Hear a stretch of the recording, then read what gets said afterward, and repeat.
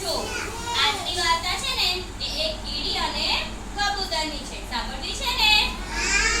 એક મોટું જંગલ હોય. શું હોય? જંગલ. અને જંગલની અંદર બહુ બધા પ્રાણીઓ રહેતા હોય છે.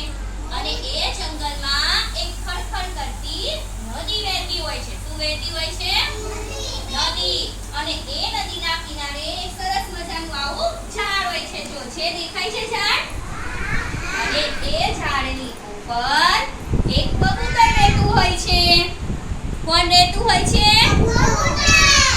અને એ ઝાડની નીચે એક બખોલ હોય છે જેમાં એક કીડીબેન રહેતા હોય છે. દરમાં કોણ રહેતું હોય છે? કબૂતર અને કીડીબેન એકબીજાના પાડોશી હોય છે. શું હોય છે? હવે એક દિવસની વાત છે. એક દિવસ કેવું થાય છે ખબર છે?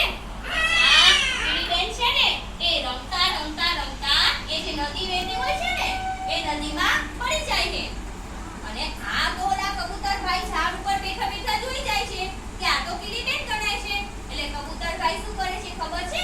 આ ઝાડ ઉપરથી એક પાંદડું તોડીને નદીમાં નાખે છે. ક્યાં નાખે છે? એટલે આ કીડીબેન એ પાંદડા ઉપર બેસી જાય છે અને તરતા નદી કિનારે આવી જાય છે. કીડીબેન તો કબૂતરભાઈનો ઘણો આભાર માને છે કે તમારો ઘણો આભાર કે તમારો મારો જીવ બચાવ્યો. થોડા દિવસ પછી ફરી એક આવી ઘટના થાય છે. એમાં થાય છે કે જંગલની અંદર એક શિકારી આવે છે. એની પાસે આવું તીર કામઠું હોય છે અને તીર કામઠાથી આમ કરીને કબૂતરને છે ને એ તીર મારવાનો હોય છે. અને આ વસ્તુ કોણ જોઈ જાય છે? કીડીબેન જોઈ જાય છે. કોણ જોઈ જાય છે?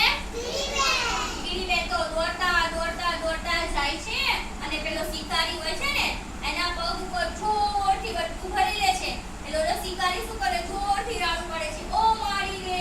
અને એનું આમ કરી જે તીર મારતો હોય છે ને એ તીર છૂટીને ત્યાં બીજે જાય છે. અને કબૂતરભાઈ અવાજ સાંભળીને ત્યાંથી ફુર કરતા શું થાય છે? ઉડી જાય છે. શું થાય છે? ઉડી જાય છે.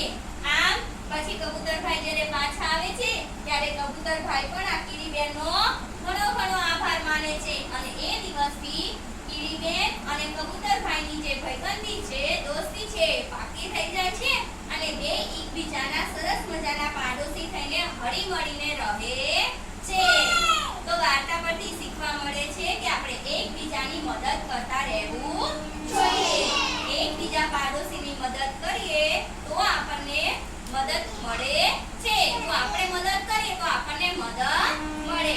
તો કબૂતરભાઈ અને કીડીબેનની આ વાર્તા તમને ગમી?